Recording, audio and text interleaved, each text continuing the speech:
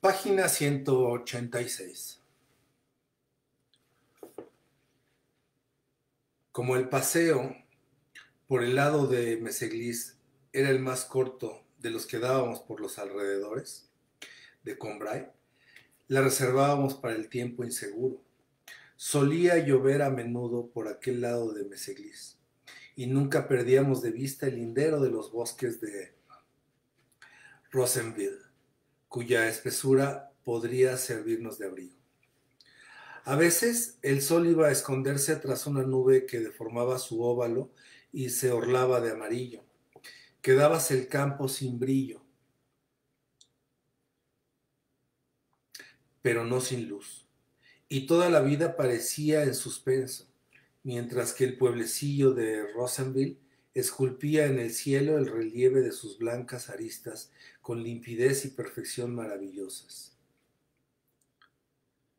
Un soplo de viento hacía levantar el vuelo a algún cuervo que iba a caer allá lejos, y sobre el fondo del cielo blancuzco y lejanía de bosques parecía azul aún, como si estuviera pintada en uno de esos camafeos que decoran los entrepaños de las viejas casas.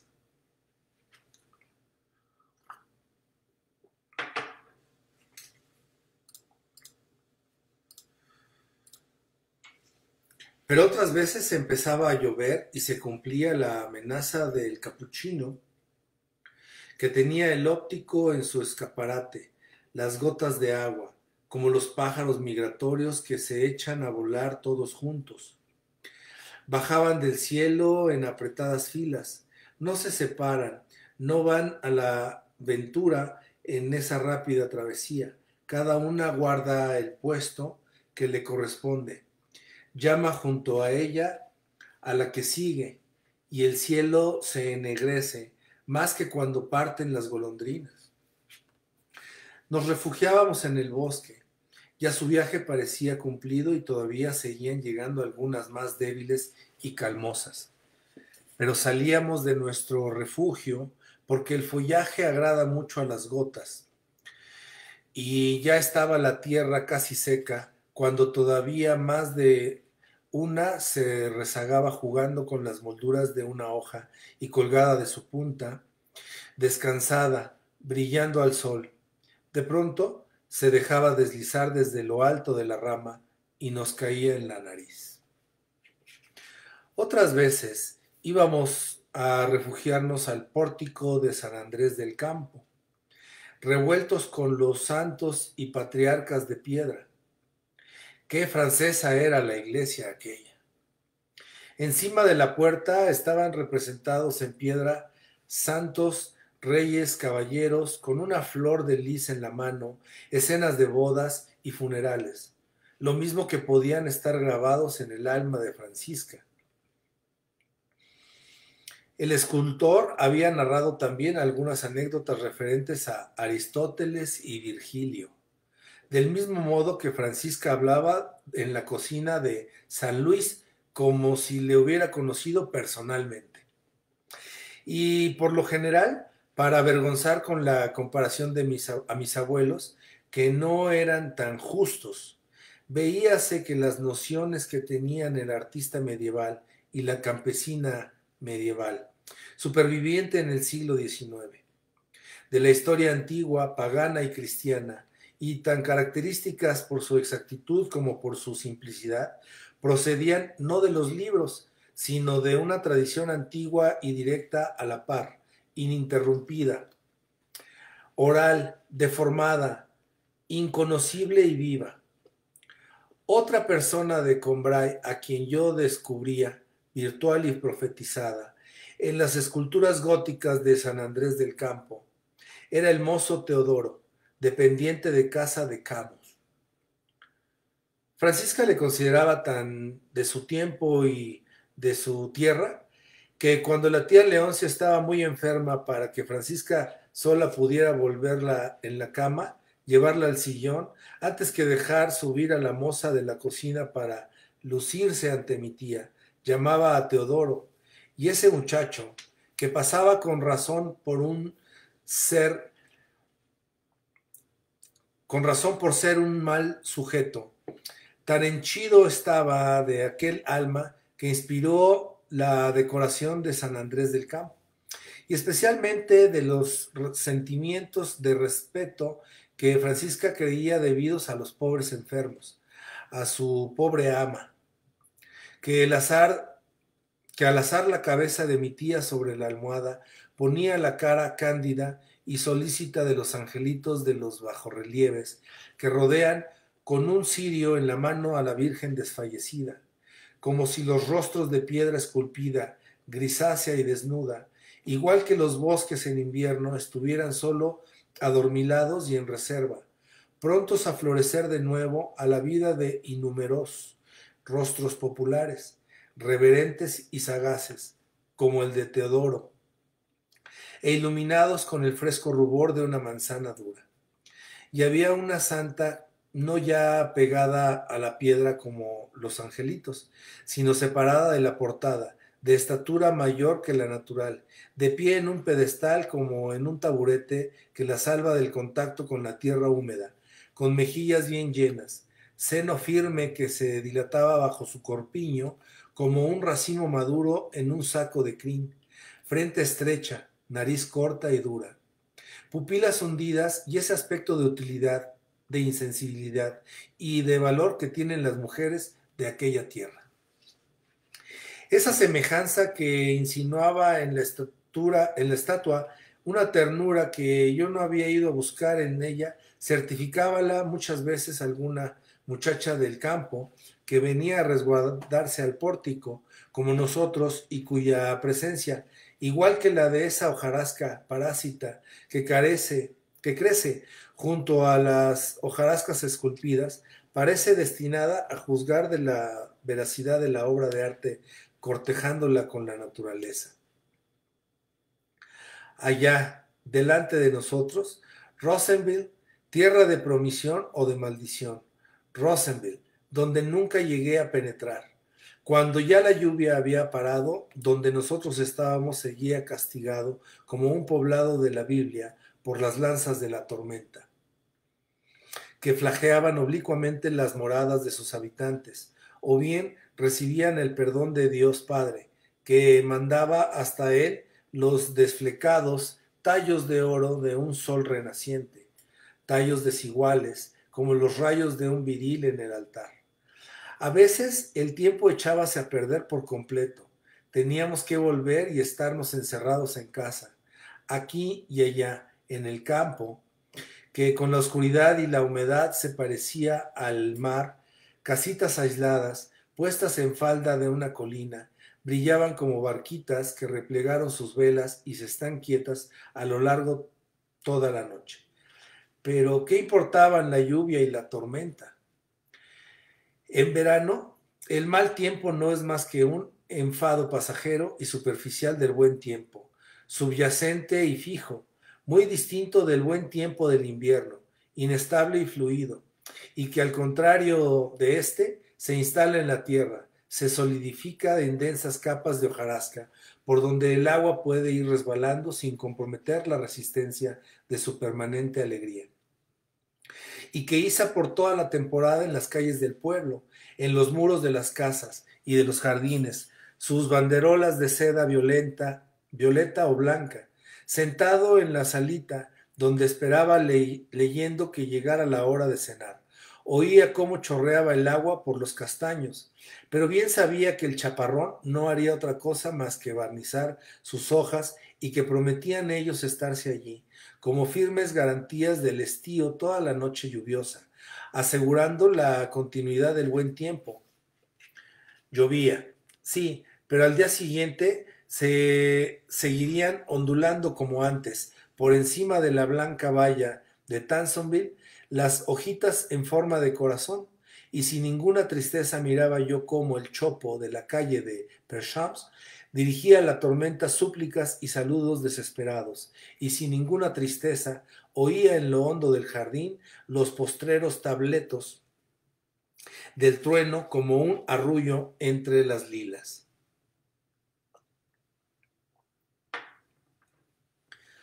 Si el tiempo estaba malo, Ya desde por la mañana mis padres renunciaban al paseo y yo me quedaba sin salir. Pero luego me acostumbré a irme yo solo aquellos días por el lado de Meseglis, la Venus, en el otoño que fuimos a Combray, con motivo de la testamentaría de mi tía Leoncia, porque mi tía Leoncia había muerto al fin, dando la razón lo mismo a los que sostenían que su régimen debilitante acabaría por matarla, que a los que sostuvieron siempre que padecía una enfermedad orgánica nada imaginaria y que ya tendrían que rendirse a la evidencia los escépticos cuando llegara a acabar con ella. Su muerte no ocasionó gran pena más que a una persona, pero esa, tremenda, eso sí. Durante los 15 días que duró la última enfermedad de mi tía, Francisca no la abandonó un instante. No se desnudó, no permitió que la atendiera nadie más que ella. Y solo separó el cadáver cuando recibió sepultura. Comprendimos entonces que aquella especie de terror en que Francisca viviera a las malas palabras, a las sospechas y a los arrebatos de cólera de mi tía, determinó en ella un sentimiento que nosotros creíamos ser de odio y en realidad era de amor y veneración. Su ama verdadera, la de las decisiones imposibles de prever, la de las argucias tan difíciles de evitar, la del bondadoso corazón que fácilmente se ablandaba, su soberana, su misterioso todopoderoso monarca, ya no existía. Y junto a ella, nosotros éramos muy poca cosa. Ya estaba lejos aquel tiempo cuando empezamos a pasar los veranos en Combray, en que para Francisca poseíamos igual prestigio que mi tía. Aquel otoño se pasó todo en cumplir las formalidades indispensables, en conferencias con los notarios y arrendadores, y mis padres no tenían ocio para salir, además de que el tiempo se prestaba poco a ello, y se acostumbraron a dejarme ir solo por el lado de Meseglis, la Vigneuse, arropado en un gran plaid que me resguardaba del agua y que me echaba por los hombros con mayor gusto, porque sabía que sus rayas escocesas escandalizaban a Francisca, a quien nadie podría meter en la cabeza que el color de los vestidos no tiene nada que ver con el luto y que, además, no estaba contenta con el género de pena que teníamos por la muerte de mi tía, porque no dimos banquete fúnebre, no adoptamos un tono de voz especial para hablar de ella y porque ya yo hasta canturreaba alguna vez. Estoy seguro de que en un libro, y en esto me parecía a Francisca, esa concepción del luto conforme al cantar de Roldán y a la portada de San Andrés del Campo me hubiera parecido simpática. Pero en cuanto tenía al lado a Francisca, me entraba un diabólico deseo de que montara en cólera y aprovechaba el menor pretexto para decirle que yo sentía a mi tía porque era una buena persona, a pesar de sus manías, pero no porque fuera mi tía, y que siendo mi tía hubiera podido serme odiosa y no causarme ninguna pena con su muerte. Frases todas que en un libro me parecerían tontas. Si Francisca entonces, henchida como un poeta por una oleada de confusos pensamientos sobre la pena y los recuerdos de familia, se excusaba por no contestar a mis teorías diciendo, yo no sé explicarme. Me glorificaba de su confesión con un buen sentido irónico y brutal, propio del doctor Percepied, y se añadía, pues a pesar de todo, tenía paréntesis, quería decir parentesco, con usted. Y siempre hay que tener respeto a ese paréntesis. Encogíame yo de hombros y me decía, también soy yo tonto en discutir con una ignorante que habla así.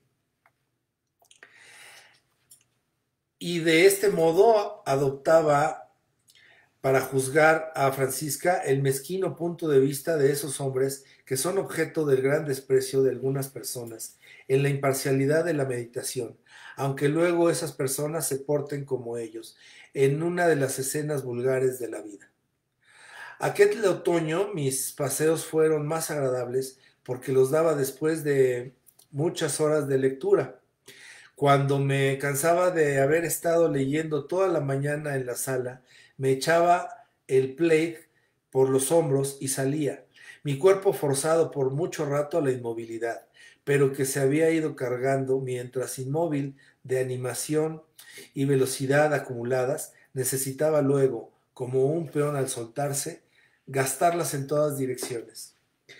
Las paredes de las casas, el seto de Tansonville, los árboles del bosque de Rosenville y los matorrales a que se adosa Montjovet llevaban paraguasos y bastonazos de mi mano y oían mis gritos de gozo, que no eran tanto unos como otros, más que ideas confusas que me exaltaban y que no lograban el descanso de la claridad, porque preferían a un lento y difícil aclararse, el placer de una derivación más cómoda hacia una especie inmediato, hacia un escape inmediato.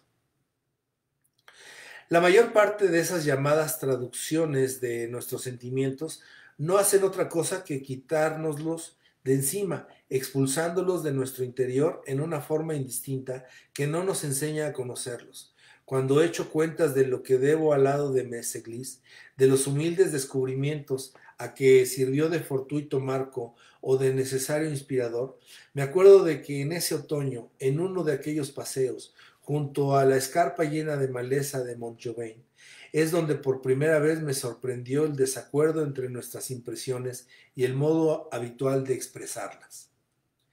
Después de una hora de agua y de aire, con los que luché muy contento, al llegar a la orilla de la charca de Montjovet, ante una chocilla tejada donde guardaba sus útiles de jardinería el jardinero del señor Vinteuil, el sol volvió a salir y sus dorados, que lavó el chaparrón, lucían nuevamente en el cielo, en los árboles, en las paredes de la chocilla, en las tejas, todavía mojadas, por cuyo caballete se estaba paseando una gallina.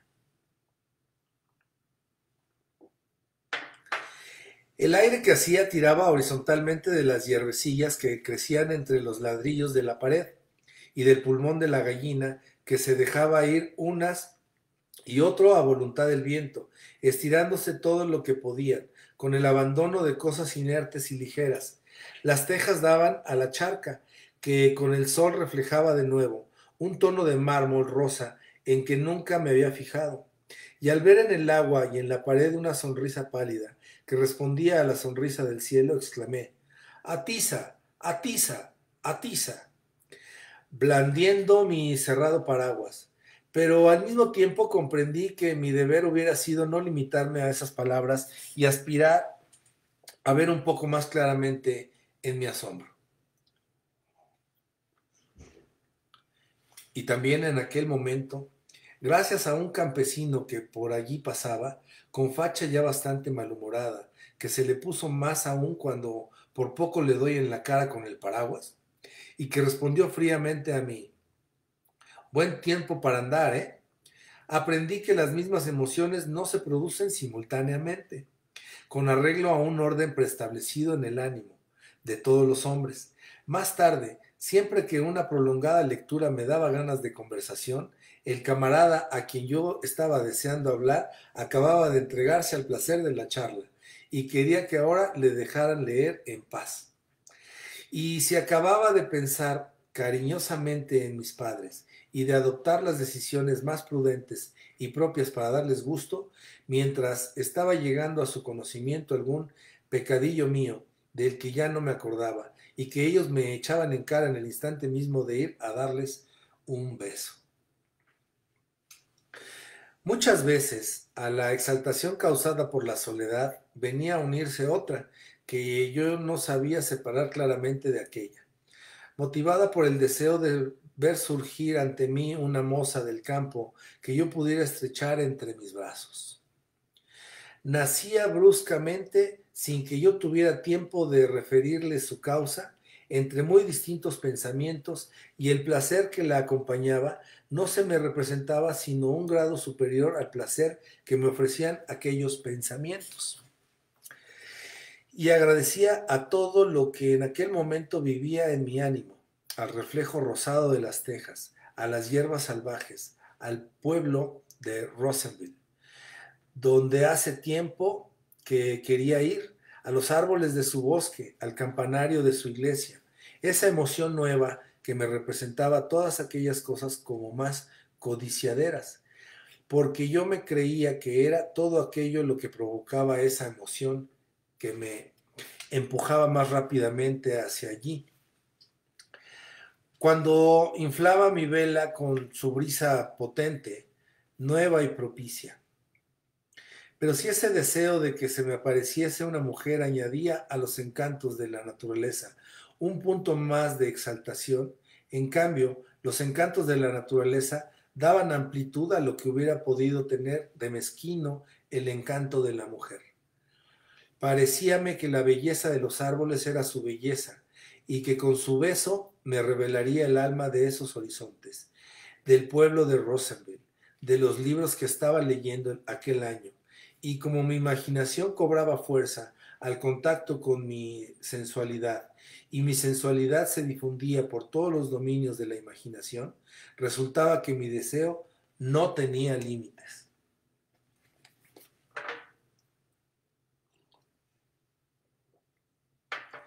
Y era también que, como sucede en esos momentos de ensoñación que tenemos en el campo, cuando la acción de la costumbre está en suspenso y nuestras nociones abstractas de las cosas apartadas a un lado, y creemos con profunda fe en la originalidad, en la vida individual del lugar en que estamos.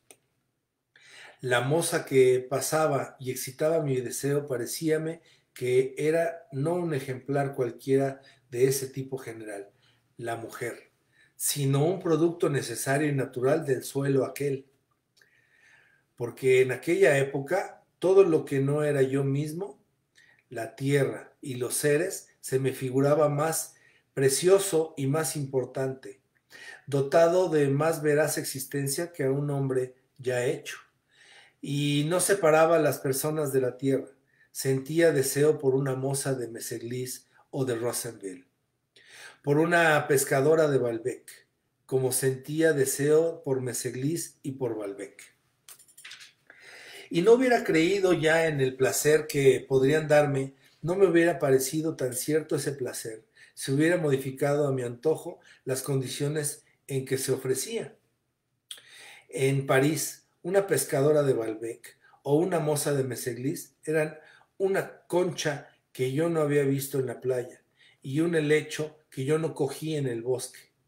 Y conocerlas allí hubiera sido quitar del placer que me diera la mujer, todos aquellos con los que me envolviera mi imaginación. Pero vagar así por los bosques de Rosenville, sin una moza a quien besar, era no conocer el tesoro oculto de ese bosque, su más honda belleza. Esa muchacha que yo me representaba siempre rodeada de verdor era también como una planta local de más elevada especie que las demás, y cuya estructura me dejaría sentir mucho más de cerca que en las otras el sabor profundo de la tierra aquella.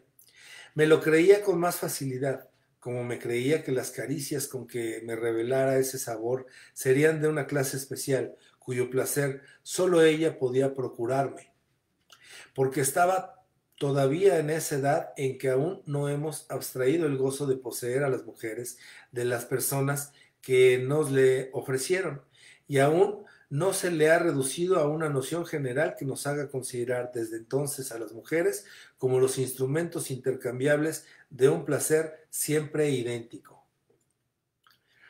Ni siquiera existe, aislado, separado o formulado en la mente, como la finalidad que se persigue al acercarse a una mujer y como causa de la turbación previa que se siente. Apenas si pensamos en él como en un placer que ha de venir, y le llamamos el encanto de esa mujer, el encanto suyo, porque no pensamos en nosotros, sino solo en salir de nosotros. Esperando oscuramente, inmanente y oculto, lleva tan solo a tal grado de paroxismo en el momento en que se consigue los demás placeres que nos causaron las miradas cariñosas y los besos del ser que están a nuestro lado, que se nos representa el placer ese como una especie de transporte de gratitud nuestra por la bondad de nuestra compañera y por su conmovedora predilección por nosotros, que medimos por los beneficios y la dicha con que nos abruma.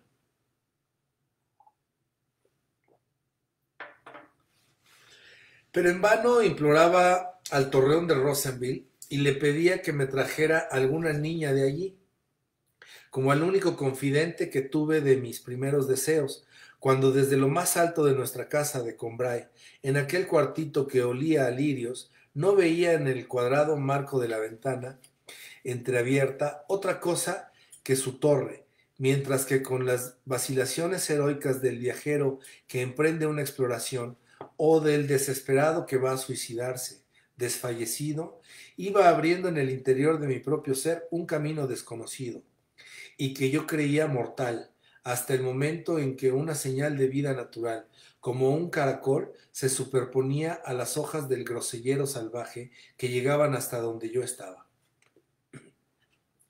En vano le suplicaba ahora, en vano, recogiendo la llanura en mi campo visual, la registraba con mis ojos, que querían traerse de allí una mujer.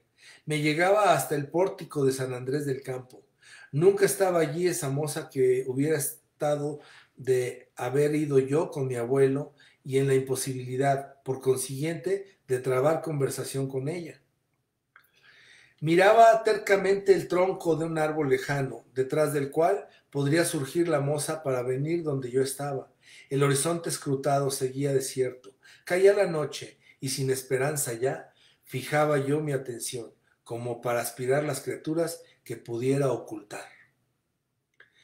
En ese suelo estéril, en esa tierra exhausta, y ahora pegaba no de gozo, sino de rabia a los árboles del bosque de Rosenville, aquellos árboles que no servían de refugio a ningún ser vivo, como si fueran árboles pintados en un panorama, porque sin poder resignarme a volver a casa antes de abrazar a la mujer de mis deseos, no tenía más remedio que emprender el camino de vuelta a Combray, diciéndome a mí mismo que cada vez disminuían las probabilidades de que la casualidad me la pusiera al paso. ¿Y me habría atrevido acaso a hablarle si la hubiera encontrado? Creo que me habría tomado por un loco. Yo no creía que existieran verdaderamente fuera de mí los deseos que formaba durante años aquellos paseos y que no lograban realización, ni creía que los demás pudieran participar de ellos. Se me aparecían tan solo como creaciones puramente subjetivas, impotentes e ilusorias de mi temperamento.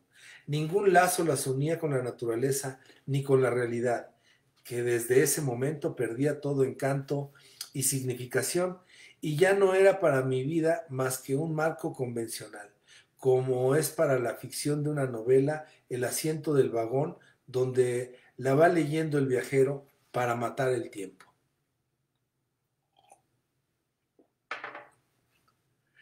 Quizá de una impresión que tuve cerca de Montjovain unos años más tarde, impresión que entonces no vi clara, proceda la idea que más tarde me he formado del sadismo. Se verá más adelante que, por otras razones, el recuerdo de esa impresión estaba llamado a jugar importante papel en mi vida. Hacía un tiempo muy caluroso. Mis padres tuvieron que marcharse de casa por todo el día y me dijeron que volviera a la hora que yo quisiera. Fui hasta la charca de Montjovain, porque me gustaba mirar cómo se reflejaba en ella el tejado de la chocita. Me tumbé a la sombra y me dormí entre los matorrales del talud que domina la casa, en aquel mismo sitio donde estuve esperando a mis padres el día que fueron a visitar al señor Vinteuil. Cuando desperté era casi de noche e iba ya a levantarme cuando vi a la señorita de Vinteuil. Apenas si la reconocí, porque en Combray la había visto solo unas cuantas veces y cuando era niña. mientras que ahora era una muchachita que, sin duda, acababa de volver a casa, a unos centímetros de donde yo estaba, en la misma habitación en que su padre recibiera al mío, y que ahora era la salita de ella. La ventana estaba entreabierta y la lámpara encendida, de modo que yo veía todo lo que hacía sin que me viera ella. Pero si me marchaba podía oír el ruido de mis pasos entre los matorrales, y quizá supiera que me había escondido allí para espiarla. Estaba de riguroso luto, porque hacía poco que había muerto su padre. No habíamos ido a darle el pésame. No quiso mi madre, a causa de una virtud que en ella era lo único que limitaba los efectos de la bondad, el pudor. Pero compadecíala profundamente. Se acordaba mi madre del triste final de la vida del señor Vinteuil, absorbido primero por las funciones de madre y de niñera que cumplía con su hija, y luego por lo que ella le hizo sufrir. Veía el torturado rostro del viejo en aquellos últimos tiempos. Sabía que tuvo que renunciar para siempre a acabar de transcribir en limpio todas sus obras de los últimos años. Pobres obras de un viejo profesor de piano, de un exorganista de pueblo, que considerábamos de poco valor intrínseco, pero sin despreciarlas, porque para él valían mucho, y fueron su razón de vivir antes de que la sacrificara a su hija, y que en su mayor parte ni siquiera estaban transcritas, retenidas solo en la memoria, y algunas apuntadas en hojas sueltas, ilegibles, y que se quedarían ignoradas de todos, y mi madre pensaba en aquella otra renuncia, aún más dura, a que tuvo que ceder el señor Vinteuil, renunciar a un porvenir de honradez y respeto para su hija. Y cuando evocaba aquella suprema aflicción del viejo maestro de piano de mis tías, sentía pena de verdad y pensaba con terror en esa otra pena mucho más amarga que debía tener la hija de Vinteuil, unida al remordimiento de haber ido matando poco a poco a su padre. Pobre señor Vinteuil, decía mi mamá, vivió y murió por su hija, que no le ha dado ningún pago. Veremos si se le da después de muerto y en qué forma. Solo ella puede hacerlo. Al fondo de la salita de la señorita Vinteuil, encima de la chimenea, había un pequeño retrato de su padre. Y en el momento en que oyó ella el ruido de un coche que venía por la carretera, se levantó, cogió la fotografía, se echó en el sofá y acercó junto a sí una mesita en la que puso el retrato, lo mismo que en otra ocasión había acercado el señor Vinteuil aquella obra que deseaba dar a conocer a mis padres. Pronto entró su amiga, la hija de Vinteuil, no se levantó a recibirla, y con las dos manos enlazadas por detrás de la cabeza, se retiró hacia el extremo opuesto del sofá como para dejarle un hueco. Pero enseguida se dio cuenta de que eso era como imponerla una actitud que quizá le era molesta. ¿Acaso a su amiga le gustaría más ir a sentarse en una silla más apartada? Y se cogió en pecado de indiscreción, y la delicadeza de su corazón se asustó. Volvió a ocupar el sofá entero y empezó a bostezar, como indicando que se había echado porque tenía sueño y nada más. A pesar de la familiaridad ruda e imperativa que tenía con su amiga, reconocía yo los ademanes obsequiosos y reticentes de su padre, los mismos repentinos escrúpulos. A lo poco se levantó, hizo como que quería cerrar la ventana y que no podía. Déjala abierta, yo tengo calor, dijo su amiga. Pues es muy molesto que nos vean, contestó la señorita de Vinteuil. Y debió de adivinar que su amiga se creería que no había dicho aquellas palabras más que por provocarla a contestar con otras que estaba deseando oír, pero cuya iniciativa dejaba por discreción a la otra. Y su mirada tomó sin duda, porque yo no podía distinguirla, aquella expresión que tanto gustaba a mi abuela al pronunciar estas palabras. Cuando digo que nos vean, me refiero a que nos vean leer. Es, es que por insignificante que sea lo que está una haciendo, siempre molesta que haya unos ojos que nos estén mirando. Por generosidad instintiva y por involuntaria cortesía, se callaba las palabras premeditadas que había juzgado indispensables para la realización de su deseo. Y a cada momento, en el fondo de sí misma, una virgen tímida y suplicante imploraba y hacía retroceder a una soldadote rudo y triunfante. Sí, es muy probable que nos estén mirando a esta hora en un campo tan solo como este, dijo irónicamente su amiga. ¿Y si nos miran qué? Añadió, creyendo que debía acompañar con un guiño malicioso y tierno aquellas palabras que recitaba por bondad, como un texto agradable a la señorita de Vinteuil, y con tono que quería ser cínico, y que, si nos ven, mejor. Página 200.